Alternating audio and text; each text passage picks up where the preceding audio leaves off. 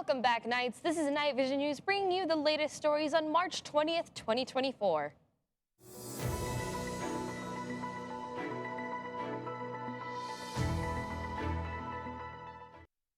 Hello, Knights. We're back and for real this time. Sorry for the technical difficulties yesterday. Now, to kickstart the last 9 weeks of Night Vision News, I made an all-new episode of Academic Travels. That's nostalgic. Anyone remember those from my freshman year? Well, today let's dive to the Indian Ocean and hear all about this fascinating creature. Roll tape. Yo, yo, yo, explorers. Holy moly, it is 2024. So before your girl has to graduate and do life things, I have got to show you yet another cool wonder of the world. Last episode, we went to the outskirts of outer space, but let's take a step back and return to Earth to plan a trip to India. India is a beautiful country that I could go on and on about. I mean, they got delicious curry, gorgeous architecture like the Taj Mahal, and don't get me started on the Baghdad House of Wisdom. You get me, AP World History students. But for today, I'd like to introduce to you to no other than the necklace starfish. You look so blingy and bedazzled, you fish. Yeah, fish. Have the cool fit, but you ain't too agile, you fish. Yeah, fish. Home invasion blocked by sharp spikes. Blocked by sharp spikes. Can't make a new arm just for fighting, you fish. Yeah, fish. And that's a lifestyle that we never knew. We never knew. Shiny sea star from the ocean blue. Call it candy cane or tile 2. Pick your poison, tell me what you choose. Everybody gon' respect its use, cause it's been here long and it's gonna live forever. Look at this guy. He has all sorts of little tiles and stones on his body. How fabulous. They can reach 30 centimeters in diameter and can live for 20 to 30 years. These fishies are really picky eaters, but they like algae and bacteria films, small crustaceans, and, oh no, sea sponges. Yeah, Puppet, what are you doing? Sorry, buddy. I don't remember that episode.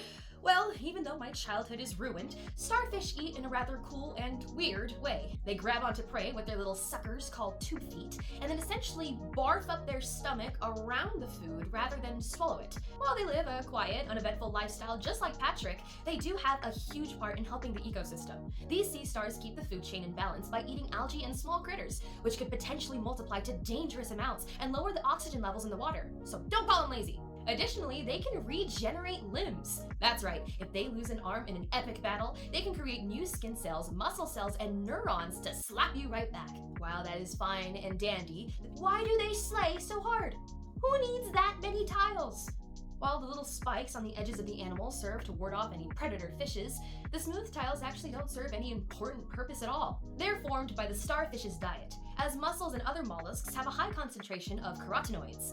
This gives the vibrant fish its red and orange colors. So really, the necklace starfish doesn't look like this because of any evolutionary value, but just because it likes feeling pretty. So if this starfish chooses to look its best self and do whatever it wants, why shouldn't you? Listen to that inner necklace starfish inside of you and do whatever your heart desires. Let no one stop you.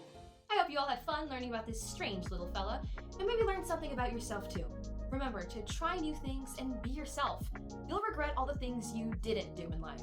Until next time, travelers, you're the sea sponge's snail.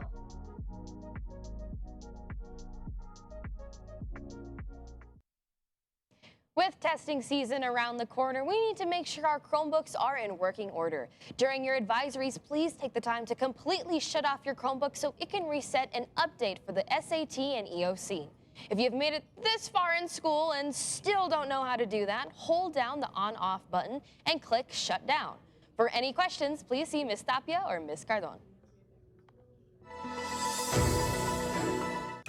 Have you tried China Walk's delicious Chinese food?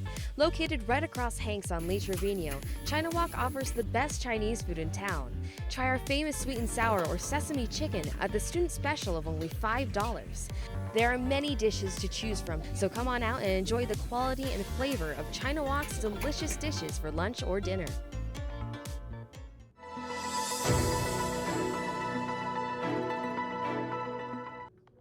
It's time for sports. Our last boys soccer game ended things on a high note. They won against Ysleta 3-0. They finished with a record of 12 to 10 to 1. I can't wait for the next season to be even better. Over the break, the girls in soccer ended their season. Their last game was against Ysleta and it went beautifully. They won 1-0 and ultimately ended up being 10 to 12 overall. Their final standing was 4th in the district. Great job, ladies. A lot happened with baseball over the break, and after all the games they played, they ended up having a current standing of 12-3. In one of the recent games, they beat Austin 15-0. Holy cannoli. Their next game is this Friday, and they'll be playing at El Paso High at 6:30 p.m. Esports is back with a bang. Yesterday, our Mario Kart team had a rematch against Riverside. After their first loss in the season to Bel Air, they redeemed themselves and won in a close nail-biter of a game, with their final score being 238 to 230, with Liliana Roland scoring 70 points for the team and Andres Villa following with 68 points. Additionally, we'd like to call out Thomas Lotz for walking out during the game. Not cool, man. But congrats, racers. That's all I have for sports. This has been Sports Anchor Zoe Neely. Back to you, Lily. Thanks, Zoe. And that's all the stories we have for today, Knights. Be sure to follow the KVN YouTube channel, X, and TikTok account so you can catch all the latest scoops. This has been lead anchor Liliana Rollins live on KnightVision News. You're the bee's knees.